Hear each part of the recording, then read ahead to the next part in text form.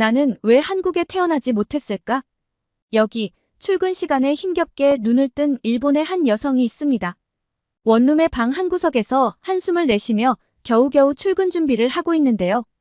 한국에 살고 있는 대학 동창을 만나고 얼마 전 일본으로 왔다는 이 여성은 한국 방문 이후 일본에서 더 이상 살아야 할 이유를 찾지 못해 한국으로의 이민을 꿈꾸고 있다고 합니다. 대체 무슨 일일까요? 오늘의 사연 시작합니다. 안녕하세요. 저는 일본의 평범한 30대 직장인 여성 야마다 미카입니다. 도쿄에서 살고 있고 매일 꽤나 평범한 삶을 살고 있었어요. 한국 방문 전까지는 말이죠. 정말 우연한 기회에 방문한 한국 때문에 제 인생은 송두리째 뒤바뀔 예정이에요. 대체 한국이 무슨 짓을 했길래 인생이 바뀌네 마네 할까 싶으시겠죠? 사실 저도 이런 제 변화가 놀라운데요. 일본에서의 삶에 너무 회의감이 들었던 것도 한 이유 같아요. 한국말로 화병이라고 하던데 제 마음속에 분노, 무력감 같은 것들이 꽤 있었거든요. 어머니는 사람 사는 게 다 거기서 거기지 네가 뭐나 되냐고 하는데 글쎄요. 좀 더 나은 삶을 살고 싶은 게 인간의 당연한 욕구 아니겠어요? 그런데 지금 일본의 현실은 제가 아무리 발버둥치고 살아봤자 더 나아지기 힘들 것 같거든요. 지금 제 이야기를 들어주시는 분들은 어떻게 아침을 시작하는지 모르겠습니다. 저는 매일 아침 한숨과 함께 일어나요. 알람 소리에 눈을 뜨면 가장 먼저 또 지겨운 하루가 시작되는구나 라는 생각이 들죠. 출근을 하기 위해 냉장고를 열고 간단한 아침에 주스 한 잔을 곁들이는데요. 주스병을 내려다보고 있노라면 씁쓸한 감정이 진하게 밀려들어옵니다. 예전에 장을 볼 때는 100% 오렌지 주스만 사 마셨는데 이제는 그마저도 사치가 되어서 제 월급으로는 오렌지 주스 하나 사 먹기도 팍팍해졌거든요. 100% 오렌지가 아닌 오렌지 맛 주스의 로고를 보면 지금 제 현실이 새삼 들어온다고나 할까요? 그마저도 매주 식비로 정해놓은 돈이 있으니 아껴 마셔야 하죠. 그렇게 출근 준비를 합니다. 집을 나서면 보이는 건 칙칙한 도쿄의 아침이에요. 세상에 알려지기에는 일본이 선진국이고 한때는 세계 경제를 주름잡았던 나라지만 이제 그런 모습은 온데간데 없고 거리는 활기를 잃은 지 오래예요. 요새 회사 분위기도 뒤숭숭합니다. 일하는 중간중간 나누는 대화는 보통 우울한 대화들이에요. 너 들었어? 우리 회사 근처 새 아파트 단지 있잖아. 거기 중국인들이 다 사들였대. 맞아. 이제 우리 같은 돈 없는 사람들에게 월세를 받으려고 하겠지. 중국인들 진짜 재수 없어. 이런 이야기를 들을 때마다 가슴이 답답해져요. 한때 부동산 버블로 세계를 놀라게 했던 우리나라인데 이제는 외국인들에게 땅을 빼앗기고 있다니. 그것도 중국인들에게 말이죠. 회사 생활 중 그나마 숨통이 트이는 시간인 점심시간도 이제는 그다지 유쾌하지 않습니다. 제 월급은 제자리인데 왜 메뉴판의 숫자는 매번 이렇게 올라갈까요? 여러 번 스티커를 덧붙여가며 야금야금 올려놓은 숫자들을 보면 이게 맞나 싶습니다. 결국 저렴한 메뉴를 고르지만 그마저도 부담스러워 도시락을 싸다닌 지 오래예요. 저만 이런 건 아니에요. 동료들과 얘기를 나누다 보면 다들 비슷한 처지라는 걸 알게 되죠. 야, 너희 얼마 전에 방영된 다큐멘터리 봤어? 우리 또래 여성들이 해외 매춘하러 가는 거 말이야. 응, 봤어. 너무 충격적이더라. 근데 이해는 가. 여기서 돈 벌 방법이 없으니까. 너무 침울한가요? 저는 동료들과 이런 대화를 나누면서 우리나라가 어쩌다 이렇게 됐나 생각합니다. 학창시절에는 분명 우리나라는 경제대국 일본이라고 배웠는데 막상 학교를 졸업하고 마주한 일본 사회는 전혀 달랐거든요. 교과서가 거짓말을 한 건지 아니면 제가 뭘 잘못 살고 있는 건지 알 수가 없네요. 사람 사는 게 거기서 거기지 퇴근 후에는 취미생활도 하며 힐링을 좀 하면 어때? 라고 생각하실 수 있는데요. 일본의 현실을 잘 몰라서 나오는 소리입니다. 얼마 전 익명의 게시판에 그런 비슷한 이야기를 누가 남겼는데 거기 달린 댓글이 일본의 현실이겠죠? 수백 개의 댓글들이 모두 비슷한 소리를 했어요. 대부분의 일본인들이 퇴근 후에 취미생활을 가지기 어렵고 가게에서 다 같이 기울이는 맥주 한 잔도 부담스러워 편의점에서 사는 캔맥주로 만족하는데 너는 별세계에서 사냐? 돈 자랑하냐며 온갖 욕을 글쓴이에게 퍼부었죠. 여유가 많이 없어진 것 같아요. 여행이요? 그건 꿈도 못 꿔요. 한국 분들은 해외여행도 자주 다니시던데 엔화 가치가 떨어져서 해외여행은 사치가 됐죠. 일본 사람들은 내수 경제가 발달해서 국내 여행을 많이 다니는 것 아니냐고 하실 텐데 그건 그냥 우리들끼리 비참한 현실을 달래는 소리입니다. 실상은요, 그냥 돈이 없어서 못 가는 거예요. 저도 해외여행을 가고 싶고 주말이면 일상을 벗어나고 싶어요. 하지만 가까운 근교 여행도 교통비가 비싸서 부담스럽거든요. 그래서 그냥 주말이면 뒹굴거리며 TV를 보다 컵라면으로 대강 끼니를 때우고 그저 그런 일상을 마무리하죠. 뉴스를 틀면 청년 실업률 증가, 저출산 고령화 문제, 끝없이 늘어나는 무역 적자의 관광객 유치를 위해 동남아 국가들에게 굽실거리는 정부. 관계자들의 모습까지 가슴이 답답해지는 뉴스들밖에 없어 저는 드라마나 예능 프로그램을 봅니다. 일본 드라마나 예능 프로그램은 적어도 제가 기억하는 한내내 같은 포맷, 같은 느낌의 프로그램이라 질려버려서 요새는 넷플릭스로 한국 컨텐츠를 많이 봐요. 이렇게 단조롭고 우울한 일상이 계속되던 어느 날이었습니다. 우연히 SNS를 보다가 대학 동창 사토 유리코의 계정을 발견했어요. 한국에서 살고 있더라고요. 한국으로 취직했단 이야기는 들었었는데 하며 심드렁하게 사진을 클릭한 순간 제 눈을 의심할 수밖에 없었습니다. 서울의 야경은 왜 이렇게 화려한 거죠? 유리코의 집은 또 왜 이렇게 크고 멋진 거예요? 그리고 바비큐 파티에서 찍은 사진 속 훈남이 설마 유리코의 남편? 저는 좁고 오래된 원룸에서 쪼그리고 앉아있는데 휴대폰 속 세상은 전혀 다른 세상이었습니다. 그리고 유리코 옆에 서 있는 남자는 정말 잘생겼더라고요. 키가 크고 슬림한 몸매에 부드러운 미소를 짓고 있었어요. 둘이 함께 찍은 사진마다 행복이 넘쳐흘렀죠. 어딜 그렇게들 놀러 다니는지 예쁘고 멋진 장소에서 찍은 사진들은 화보 같았습니다. 처음엔 믿기지 않았어요. 설마 저게 다 진짜일까? 넷플릭스를 통해 한국을 접하긴 했지만 드라마나 영화는 분명 과장된 거겠지. 해외에 수출되는 거니까 자국의 나쁜 모습을 담을 리 없으니까 라고 생각했는데 저게 정말 사실이라면 제 삶과 너무 비교가 되잖아요. 유리코의 게시물을 보면서 여러 감정이 동시에 밀려왔어요. 부러움, 질투, 그리고 약간의 분노까지. 어떻게 이럴 수 있지? 우리가 대학 다닐 때만 해도 한국은 일본보다 훨씬 뒤처져 있었잖아. 라는 생각이 절로 들었죠. 며칠 동안 저는 계속해서 유리코의 인스타그램을 음침하게 훔쳐봤습니다. 중독적이었어요. 끊을 수가 없더라고요. 출근길에도 점심시간에도 퇴근 후에도 심지어 잠들기 전에도 게시물을 봤어요. 제 현실은 지친 얼굴, 단조로운 회색 정장, 그리고 손에 들린 컵라면이지만 유리코의 SNS를 보며 내가 저 자리에 있다는 상상을 해보면 갑자기 기분이 좋아지기도 했습니다. 그러다가 같은 대학을 졸업했는데 대체 무슨 차이가 있어서 이렇게 삶이 극과 극일까 싶어 자괴감에 빠지기도 했고요. 그런데 너무 몰입해 있었나 봐요. 점심시간에 동료들과 대화를 나누다가도 문득 유리코의 모습이 떠올라 한숨을 쉬어버리곤 했거든요. 미카, 왜 그래? 무슨 고민 있어? 라고 물어보는 동료에게 그저 웃음으로 얼버무렸어요. 어떻게 말해야 할지 모르겠더라고요. 내 대학 동창이 한국에서 완벽한 삶을 살고 있는데 그게 너무 부러워서 잠도 못 자고 있어. 라고 말하기엔 너무 창피했거든요. 퇴근 후에도 마음의 평화를 찾을 수 없었어요. 그나마 제게 휴식을 주었던 넷플릭스의 한국 컨텐츠들을 보면 유리코의 삶이 떠올랐거든요. 물론 인스타그램 같은 SNS는 좋은 모습만 보여준다는 걸 알고 있습니다. 하지만 모든 게 거짓일 리는 없잖아요. 유리코의 게시물이 과장된 거라고 믿고 싶었지만 다른 한편으로는 그 화려한 세상을 직접 경험해보고 싶다는 욕구가 자라났죠. 그러다 문득 깨달았습니다. 제가 느끼는 이 감정이 단순한 호기심을 넘어선 질투라는 것을요. 유리코의 삶이 부러웠고 저도 그런 삶을 살고 싶다는 욕망이 강하게 일어났어요. 솔직하게 질투심을 인정하니 오히려 마음이 조금은 가벼워졌어요. 그래, 나 유리코가 부러워. 그 애의 삶이 부러워. 그게 어때서? 라고 생각하니 오히려 후련해졌죠. 그리고 이 감정이 어쩌면 제 삶을 바꿔놓을 수도 있다는 생각이 들었습니다. 그런데 어느 날 회사 동료이자 제 대학 동창인 아키코가 한국에 가지 않겠냐는 제안을 했어요. 인생 한 번 살지 두 번 사냐며 한국 여행은 한 번 가보고 죽겠다나요. 그리고 아키코는 유리코랑 꽤 친했는데 한국에 놀러오면 자기 집에 놀러오라고 했대요. 마치 제 마음을 읽기라도 한 것처럼 딱 맞아떨어지는 이야기에 저도 모르게 끄덕거렸습니다. 아주 잠깐 여행 비용은 어떻게 할까? 휴가를 내도 될까? 라는 현실이 떠올랐지만 유리코의 인스타그램에서 본 화려한 서울의 모습을 생각하면 더 이상 망설일 게 없었습니다. 제 첫 해외여행을 위해서는 많은 준비가 필요했어요. 여권 신청하러 가고 환전하고 여행 캐리어를 샀죠. 매일매일이 새로운 경험의 연속이었습니다. 생애 처음으로 여권을 받아들었을 때의 그 기분은 정말 특별했어요. 마치 새로운 세상으로 가는 열쇠를 손에 쥔 것 같았거든요. 드디어 출발 당일이 됐어요. 여행 가방을 끌고 공항으로 향하는 길, 가슴이 터질 것 같았어요. 설렘과 불안이 뒤섞인 복잡한 감정이었죠. 그리고 공항에 도착해서 체크인을 하고 출국장으로 들어가는 순간 마치 다른 세계로 들어서는 것 같았어요. 처음 보는 외국인들, 들리는 외국어들까지 일본이 아닌 곳으로 간다는 마음에 모든 게 신기하고 어색했던 것 같습니다. 비행기에 오르기 전 잠깐 화장실에 들러 거울을 봤어요.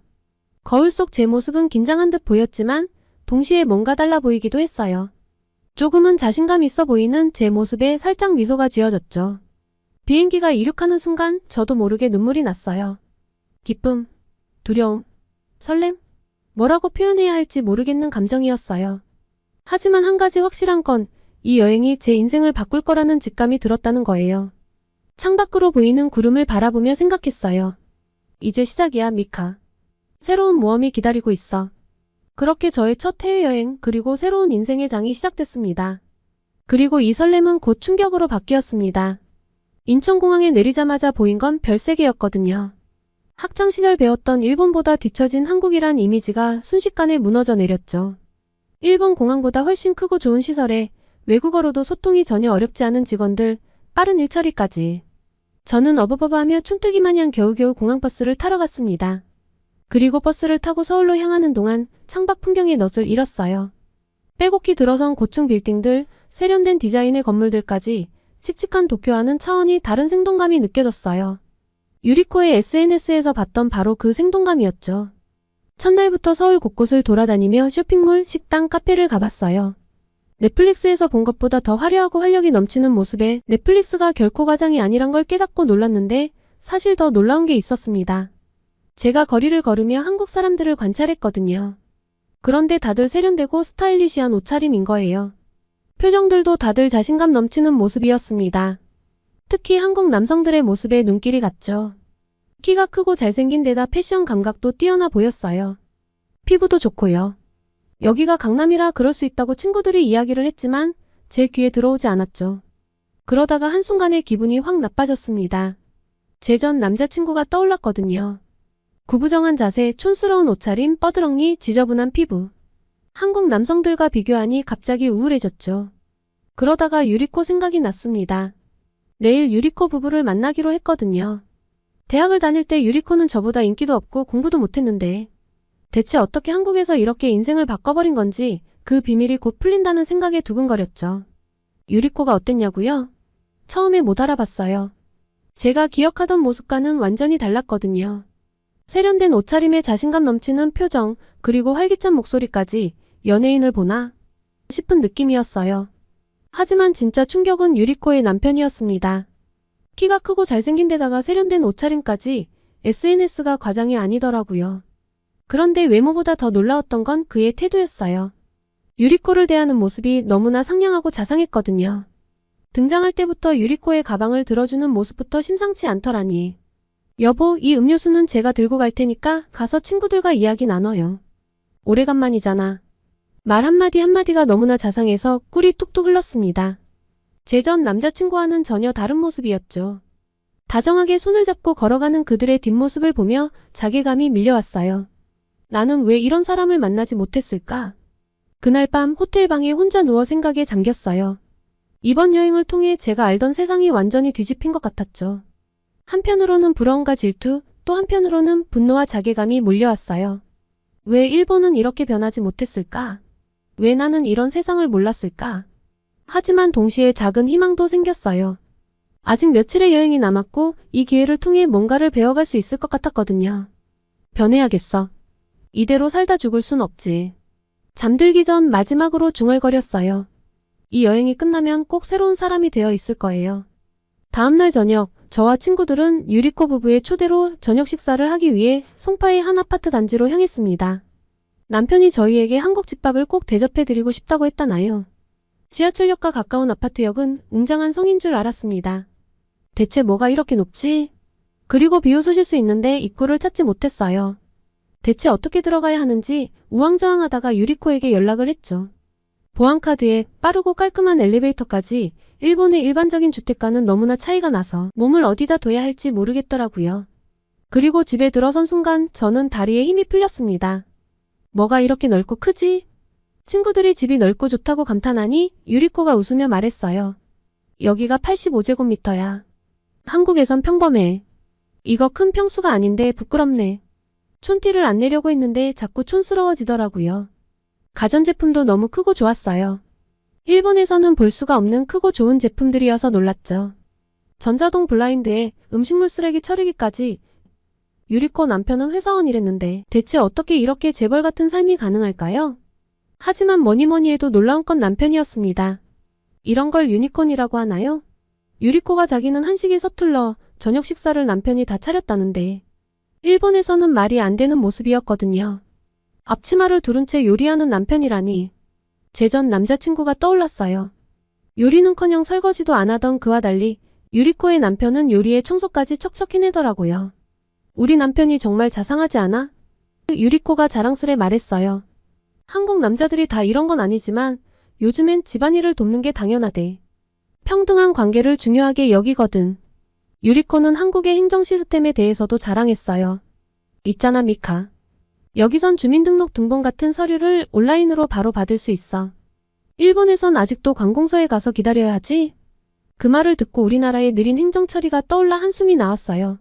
마지막 날 우리는 한강공원에서 치맥을 즐겼어요. 강변을 따라 자전거를 타는 사람들, 피크닉을 즐기는 가족들, 공연을 하는 청년들까지 활기 넘치는 모습에 너들 잃었죠. 미카, 한국에서 살아보는 건 어때? 원하면 한국에서 취직할 수 있는 곳을 알아봐 줄까? 유리코의 질문에 가슴이 덜컥했어요. 그 순간 제 마음속에 작은 씨앗이 심어진 것 같았습니다. 비행기를 타고 일본으로 돌아오는 내내 머릿속은 복잡했어요. 창밖으로 보이는 구름처럼 제 미래도 흐릿하게 느껴졌죠. 집에 도착해 짐을 풀면서 한숨이 나왔어요. 다시 현실로 복귀하니 지옥에 온 것 같더라고요. 좁은 원룸, 깜빡거리는 형광등, 냉장고에 있는 값싼 감귤 주스. 모든 게 초라해 보였어요. 이대로 괜찮은 걸까? 거울 속 제 모습을 보며 물었어요. 한국에서 만난 당당하고 자신감 넘치는 여성들과 달리 제 눈빛은 초점을 잃은 것 같았어요. 다음날 회사로 출근길 마음이 정말 무거웠습니다. 복잡한 지하철, 똑같은 회색 정장을 입은 사람들, 활기 없는 사무실. 모든 게 답답하게 느껴졌죠. 점심시간 동료들이 한국 여행 이야기를 물었어요. 하지만 제가 본 한국을 어떻게 설명해야 할지 너무 어렵더라고요. 그들에게 일본의 현실을 직시하고 한국을 가보라고 해야 할까요? 아니면 그냥 재밌었어요. 라고 둘러대야 할까요? 밤에 유리코에게서 메시지가 왔어요. 미카 다음에 또 놀러와. 우리 집에서 지내도 돼. 그리고 한국에서 취업도 한번 생각해보고. 그냥 한 이야기 아니야. 그 말에 가슴이 뛰었어요. 한국에서의 새 삶이 정말 가능할까요? 며칠 동안 계속 고민했어요. 일본에서의 안정된 삶과 한국에서의 새로운 기회 사이에서 갈등했죠. 익숙한 것을 버리고 새로운 도전을 하는 게 두려웠어요. 하지만 동시에 지금 이대로의 삶을 계속 살아가는 것도 무서웠죠. 그래서 전 변하기로 결심했습니다. 우선 한국어 학원을 알아보기 시작했어요. 온라인으로 한국 뉴스도 보고 한국 드라마도 공부를 하는 것처럼 보기 시작했어요. 언어가 되어야 가서 적응을 잘할 테니까요.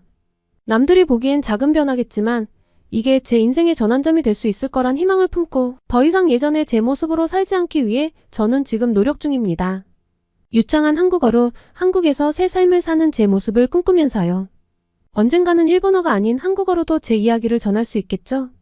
제 목표는 2년 안에 한국으로 취직을 성공하는 거예요. 제 일본 탈출을 응원해 주시면 감사하겠습니다. 스위스에 다시 갈 일? 절대 없을 거예요. 전 무슨 일이 있어도 한국에 있을 거라고요. 여러분은 스위스라는 나라에 대해 어떤 이미지를 가지고 계시나요? 대다수의 한국인들은 아마 물가가 비싸지만 임금이 높다, 자연환경이 아름답다, 살기 좋은 나라다라는 생각을 하실 수 있겠는데요.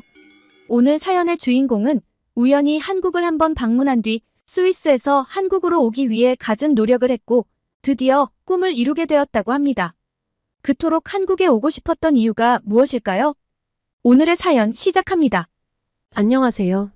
저는 스위스 취리히에 살았고 지금은 한국의 서울에서 1년째 지내고 있는 마리아라고 합니다. 제가 한국에 온 뒤로 한국분들과 대화할 때마다 꼭 듣는 이야기가 있습니다. 바로 아니 왜 그 살기 좋은 스위스에서 한국을 왔어요? 인데요.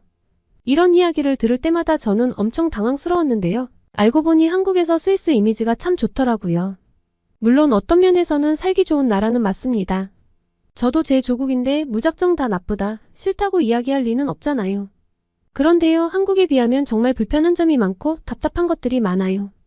평범한 스위스 사람인 제가 봤을 때 이런 천국 같은 나라에서 사는 한국인들이 스위스를 부러워하는지 이해가 안 가는 것 투성이죠. 그래서 오늘은 왜 제가 살기 좋은 스위스에서 한국을 왔는지 한번 이야기해 보려고 합니다. 우선 스위스 사람들이 아시아를 또 한국을 어떻게 생각하는지부터 좀 이야기를 해야 할 것 같은데요. 아주 예전부터 꽤 최근까지 스위스에서 세련된 아시아 문화라고 하면 일본이 대세였어요. 유럽 사람들이 고정관념처럼 떠올리는 동양풍의 아름다움은 곧 일본이었죠. 이렇게 말하면 다들 어이없어 하시겠지만 유럽 사람들 중에서도 특히 스위스 사람들은 새로운 것에 관심이 없고 정말 보수적인 국민 성향을 가지고 있어요. 그리고 제가 자국민들을 이렇게 표현해서 좀 불편하게 들리실 수 있지만 특유의 오만함을 가진 나라이기도 하죠. 한국뿐 아니라 아시아에 대한 이해도 자체가 굉장히 수준이 낮습니다. 단적인 예를 들어보면 스프링롤과 딤섬이 있는 냉동식품 껍질콩과 죽순이 담긴 야채 믹스를 아시아 믹스라는 명칭으로 판매하고 있어요. 저는 한국에 대한 이해도가 있기 때문에 한국에서 껍질콩과 죽순을 일상적으로 먹지 않고 스프링롤과 딤섬은 한국에서도 외국 음식이라는 건 알지만 아직도 많은 스위스인들은 아시아 사람들은 다 이런 걸 먹지 라고 생각하고 있어요. 아시아 개별 국가에 대한 이해도가 전혀 없이 장명된 이 이상한 이름의 제품은 아직도 팔리고 있습니다. 그러다 보니 짝퉁 식당들도 많아요. 취리 번화가에 아시아 식당이 있는데 한국 음식을 판다고 내걸고 있거든요. 근데요, 그냥 짝퉁이에요. 치킨 9조각에 3만원 가까이 받는 날강도지만 한국식 치킨을 제대로 아는 사람이 없다 보니 꽤나 잘 팔리고 있죠. 게다가 다른 나라로 나와서 객관적으로 바라보게 되니 정말 어이없게 느껴지는 유럽 백인 특유의 우리는 우월해라는 태도가 몸에 배어 아시아라면 무조건 자기들보다 가난하고 못 사는 나라인 줄 아는 어이없는 경우도 있어요. 한국에 대해서는 북한을 먼저 떠올리고 아시아는 하나의 나라로 인식했던 게 불과 몇 년 전입니다. 지금은 어떻냐고요? 그렇게 배타적이고 보수적인 스위스 사회에도 한국이 정말 많이 스며들었습니다. 개인적으로는 이런 분위기에 스위스에 이렇게 한국이 스며든 것 자체가 한국의 문화, 파워가 정말 엄청나다는 증거라고 생각해요. 이슬람 국가도 뚫은 한류라고는 하지만 제 생각에는 이슬람 국가보다 문화적으로 더 침투하기 힘든 나라가 스위스 아닐까 하거든요. 이제는 아시아마트나 식당에서는 케이팝이 익숙하게 나오고 영화 기생충은 스위스 전역의 극장에서 인기몰이를 했으며 한국어 수업을 듣는 성인도 늘어나고 있어요. 젊은 층에서는 SNS에서 그룹을 만들어 한국 아이돌과 음악을 좋아하는 사람들이 모임을 가지죠. 10대, 20대들은 케이팝과 한국어에 빠지며 한국 여행을 가는 것도 꽤나 유행입니다. 이 친구들은 BTS나 한글 단어가 쓰인 티셔츠를 입고 다니기도 해요. 특히 드라마 인기가 큽니다. 이태원 클라스는 청소년층에서 인기가 많았거든요. 다들 한국어 괜찮아를 외치고 다니는 코리아붐을 만들어냈다고 스위스 신문에 나오기도 했고요. 오징어 게임은 아시아 컨텐츠가 쉽게 흥하지 못하는 스위스에서 유례없는 인기였습니다. 이제 다들 한류를 인정하고 TV 뉴스나 신문에서도 한국이 종종 등장하며 한국에 대한 이해의 폭이 넓어지고 있다고 보시면 돼요. 저는 어땠냐고요? 솔직히 말하자면 저도 한국에 대해서 잘 몰랐던 사람입니다. 한류가 본격적으로 퍼지기 전 다른 스위스인들과 다를 바가 없었다고 생각하시면 돼요. 다니던 회사에서 5년 전 한국지사로 출장을 보냈을 때 한국이 아닌 아시아로 가네 라고 생각했으니까요. 장기 출장이라 생활 정보를 좀 찾아보았는데 서울에는 트램이 없다고 해서 그럼 도시간 이동은 어떻게 하지? 확실히 인프라가 스위스에 비해 떨어지네 싶어 걱정을 했었을 정도니까요. 별 생각 없이 방문했던 한국은 제게 엄청난 쇼크를 주었습니다. 제가 주로 이용하는 취리 국제공항은 시설이 참 좋거든요. 유럽에서도 세계에서도 순위권으로 꼽히는 곳입니다. 기차역과 터미널 이용도 편리하고요. 나름 이용할 때마다 뿌듯하고 자부심이 드는 곳이에요. 그런데 인천공항은 한 수 위더라고요. 사실 으리으리한 공항시설을 보며 제 예상과 달라 당황스러운 마음이 들기까지 했어요. 제가 유럽에서 이용했던 그 어떤 공항보다 깨끗하고 현대적이며 청결했고 연계된 교통수단을 포함한 모든 일처리는 빠르고 정확했습니다. 게다가 친절한데 저렴하기까지 했어요. 취리 공항에서 취리 시내로 이동하는데 트램 비용이 10,000원이 넘어가는데 한국은 스위스에 반값도 안 되는 건 정말 놀라웠죠. 정말 솔직하게 이야기하자면 스위스보다 또 유럽의 다른 나라들보다 공항이 좋다는 데에서 그간 내심 품고 있던 아시아에 대한 생각이 와르르 무너지는 느낌이었어요. 한국을 방문하는 외국인들이라면 서울로 진입하기도 전에 이미 인천공항에서 여러 번 충격을 받을 것 같아요. 저 역시도 마찬가지였습니다. 인천공항의 시설에 입을 벌리고 눈을 굴리다가 와이파이에 연이어 쇼크를 받았는데요. 취리 공항도 와이파이를 제공하긴 해요. 그런데 전화나 문자로 인증을 하거나 탑승권을 인증해서 로그인을 해야 하거든요. 그나마도 4시간만 무료입니다. 4시간이 지나면 7시간이 지나야 다시 접속이 가능하죠. 그러니까 비행기 타기 전에 일찍 도착해서 대기하고 있는데 비행기 지연이 되어 늦게 타게 되면 와이파이를 못 쓰는 겁니다. 그런데 인천공항은 번거로운 절차 하나 없이 무료 와이파이가 팡팡 터지는데 유럽 전역의 그 어느 국가와도 비교 불가한 속도라서 한동안 얼떨떨한 상태였습니다. 뭘 클릭하든 팍팍 뜨는데 내가 지금까지 썼던 인터넷은 뭐지? 싶었으니까요. 이어서 서울로 이동하면서 수많은 초고층 건물들과 화려한 시설들을 보며 내가 뭔가 한국에 대해 단단히 잘못 알고 있었구나 싶었죠.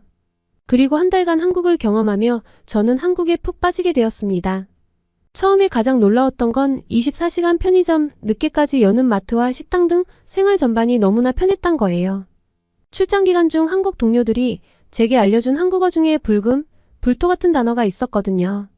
처음엔 아니 금요일 저녁, 토요일 저녁이 왜 특별하지? 했는데 어느 순간 저도 즐기고 있더라고요. 한 번씩 이런 내 자신이 너무나 어색하긴 했지만요.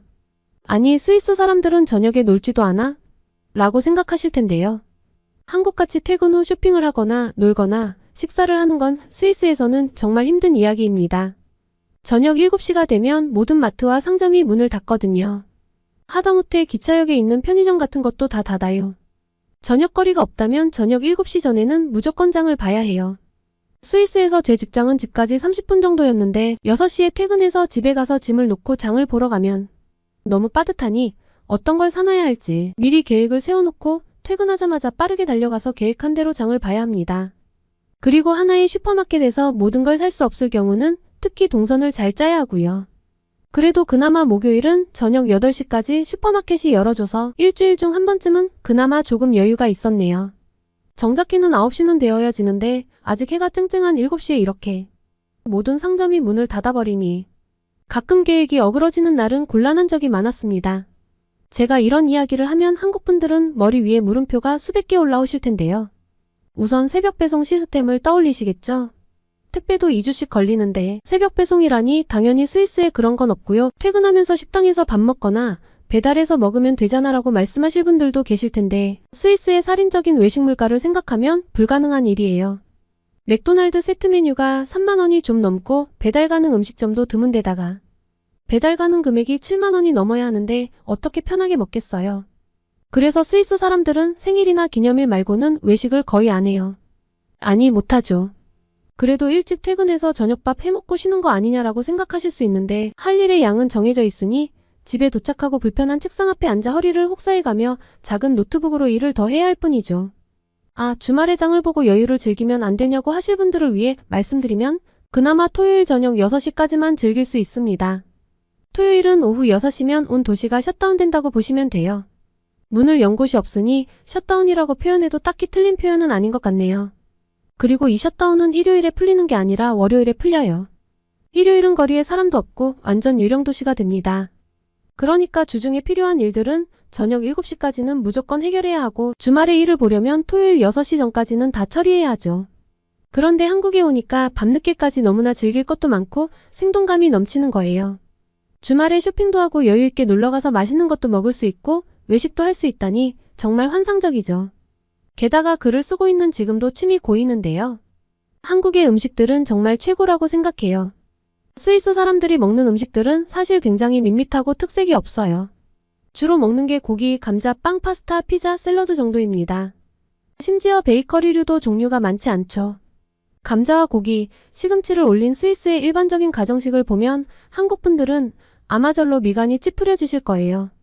영국 음식이 맛없다는 건 다들 알고 있는데 사실 정말 맛없는 곳은 스위스라고 생각합니다. 스위스 지형 특성상 산이 많고 땅이 척박하고 바다가 없어 식재료가 빈곤하니 애시당초 음식 문화가 발달할 수가 없죠. 스위스 사람들은 해산물을 접할 기회가 많지 않아 안 먹고 못 먹는 사람이 많은데요. 저도 사실 해산물을 잘 못 먹었어요. 지금은 해물탕, 동태탕 생각을 하면 그 국물 맛에 입을 쩍쩍 다시게 되는데 대다수의 스위스인들은 평생 가야 이 맛을 못 느껴보니 불쌍하기 짝이 없죠. 스위스에선 먹어봤자 흰살 생선이고 아니면 민물고기인데 흙냄새가 나서 전 생선을 몹시 싫어했거든요. 한국 분들이라면 민물고기도 맛있게 먹는 방법을 알지 않을까 싶은데 스위스는 생선 요리라고 해봤자 크림소스, 토마토 소스, 소금구이가 끝이니까요. 그런데 한국 음식은 재료와 재료들을 섞어 새로운 음식을 만들고 비주얼을 아름답게 만들고 신제품과 신메뉴가 끊임없이 쏟아지죠. 저는 안 먹어본 맛, 재료에 엄청나게 보수적이어서 매번 먹는 것만 먹었는데 한국의 다채로운 식문화는 컬처 쇼크 그 자체였어요. 그리고 생활 전반의 편리성, 생동감, 맛있는 음식과 함께 결정적으로 제가 한국으로 다시 가야겠다고 결심한 이유는 바로 의료 시스템이었습니다. 출장을 와 있는 동안 어금니가 자꾸 쑤시고 아팠거든요. 함께 일했던 한국 사람들이 치킨을 먹으러 가자고 하는데 치아가 너무 불편해서 못 갈 정도였어요. 그렇게 환장하게 좋아하는 치킨을 안 먹다니 무슨 일이냐고 묻는 사람들에게 이가 아파서요. 라고 했더니 다들 황당하게 절 쳐다봤습니다. 아니, 널린 게 치과인데 왜 점심시간에 안 갔다 왔어? 치과는 시간 끌면 일만 커져, 내일은 꼭 가봐. 라고 하는데 이번엔 제가 한국 동료들을 멀뚱멀뚱 쳐다봤죠. 스위스에서는 치과 진료는 2주에서 한 달 전에 예약을 해야 해요. 그리고 비용이 상상 초월이거든요. 엄청난 치료를 하지 않아도 엑스레이 한 번에 25만원, 스케일링 한 번에 30만원 등등 한 번 치과에 갔다 하면 몇십만원, 몇백만원은 우습게 깨집니다. 그런데 한국에서는 크라운 가격이 비보험인데도 스위스의 3분의 1이더라고요. 게다가 딱히 예약 없이도 바로 치료를 받을 수 있었고 일말의 고통 없이 아주 빠르게 치아 치료를 끝낼 수 있었죠. 치과에 갔다 온 후에 흥분해서 한국인들에게 원래 한국 병원은 이렇게 저렴하고 또 오래 기다리지 않아도 되고 기술도 좋은 건지 아니면 내가 갔던 병원이 엄청 특별했던 건지 물어보니 한국인 동료가 외국인이라 의료보험 적용이 안 돼서 많이 나온 거고 웬만한 동네 병원들은 예약 없이도 갈 수 있다고 하더라고요. 물론 인기가 아주 좋으면 예약을 해야 하겠지만 간단한 동네 병원에서의 치료에 한 달 전 예약까진 필요가 없다고 하는 거예요. 충격으로 손이 떨렸습니다. 이런 나라가 진짜 나라지 싶었죠. 이런 이야기를 하면 스위스는 월급 많이 준다며 하는 분들도 가끔 계시던데요. 급여가 높은 건 맞습니다. 평균 임금이 월 1,000만 원 정도이고 하나로는 570만 원 정도부터 기본 급여로 시작하거든요. 하지만 저희끼리는 스위스에는 비싸거나 더 비싼 것만 있다라는 이야기를 종종 하곤 합니다. 집세 내고 보험비 내고 생활비 쓰면 사실 남는 건 거의 없거든요. 꽤나 고액 연봉을 받는 금융 애널리스트인 선배가 집을 알아봤었어요. 동네에 매물로 나온 적당한 크기의 방 3개짜리 40평짜리 단독주택에 살기 좋아 보여 알아봤더니 가격이 108억 원이었다고요. 지금 여자친구와 작은 임대 아파트에서 살고 있는데 아무래도 이 생활을 벗어나기 힘들 것 같다며 씁쓸하게 웃더라고요. 도심지 전문직 종사자들도 대부분 자가주택이 없고 대부분 임대를 살고 있습니다. 제가 살았던 취리인은 원룸 월세가 430만 원 정도예요. 아주 세련된 신축이 아니라 정말 낡은 원룸 아파트인데도요. 결혼해서 아이가 있는 사람들은 방도 있어야 하니 월세만 한 달에 800만 원 정도를 지불하고 사는 게 일반적이죠. 그러니 비싼 물가에 익숙한 스위스 사람에게도 치과 비용은 엄청나게 부담이 됩니다. 나라에서 강제로 가입하는 의료보험이 있긴 있는데요. 보통 성인이면 한 달에 50만 원에서 60만 원 정도를 냅니다. 미취학 아동들은 한 달에 18만 원 정도를 내죠. 한국의 피부양자 제도는 스위스에 존재하지 않아요. 그런데 웃긴 건 이 의료보험은 심지어 외국인이라도 3개월 이상 거주하면 무조건 가입을 하게 해놨는데 운영의 주체는 정부가 아닌 민영보험사입니다. 그래서 사람들은 수십 개의 보험사가 제공하는 다양한 상품 중에 선택을 하는데 이때 가장 중요한 건 공제 한도의 설정입니다. 스위스 의료보험은 기본적으로 가입자 부담이 굉장히 커요. 최소 39만 원부터 최대 325만 원까지 공제 한도를 설정할 수 있는데 공제 한도로 설정한 금액까지는 가입자가 병원에 갔을 때 전액을 부담하게 됩니다.